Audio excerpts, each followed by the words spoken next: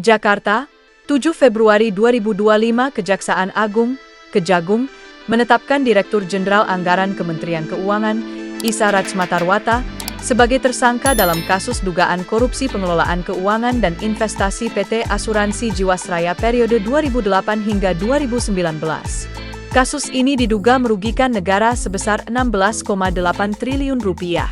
Menurut Kepala Pusat Penerangan Hukum Kejagung, Leonard Ebenezer Simanjuntak, Isa diduga menyetujui program Saving Plan Jiwasraya pada tahun 2009 meskipun mengetahui kondisi keuangan perusahaan yang sedang tidak sehat. Tersangka insinyur diduga menyalahgunakan wewenangnya dengan menyetujui program tersebut tanpa mempertimbangkan kemampuan finansial Jiwasraya yang saat itu sedang mengalami masalah likuiditas, ujar Leonard dalam konferensi pers di Jakarta.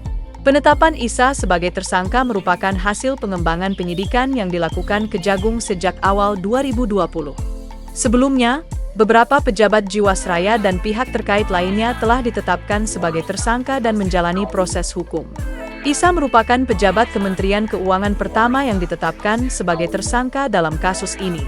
Menanggapi penetapan tersangka ini, Kementerian Keuangan menyatakan menghormati proses hukum yang berjalan dan akan memberikan bantuan yang diperlukan dalam penyidikan kasus tersebut.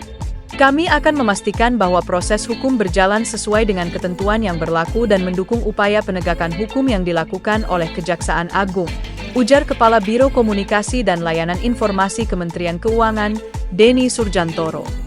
Kasus korupsi di Jiwasraya menjadi sorotan publik karena melibatkan dana yang sangat besar dan berdampak pada kepercayaan masyarakat terhadap industri asuransi nasional.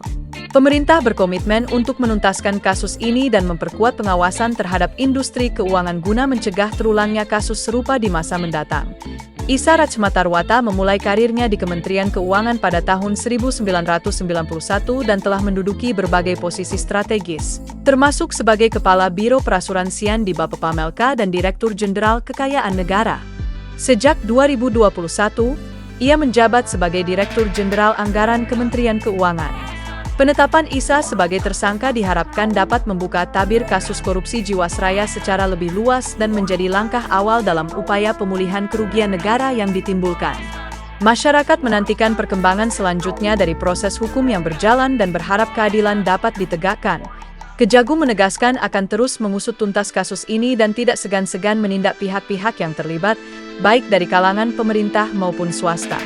Kami berkomitmen untuk menuntaskan kasus ini dan memastikan bahwa semua pihak yang terlibat akan mempertanggungjawabkan perbuatannya sesuai dengan hukum yang berlaku, tegas Leonard.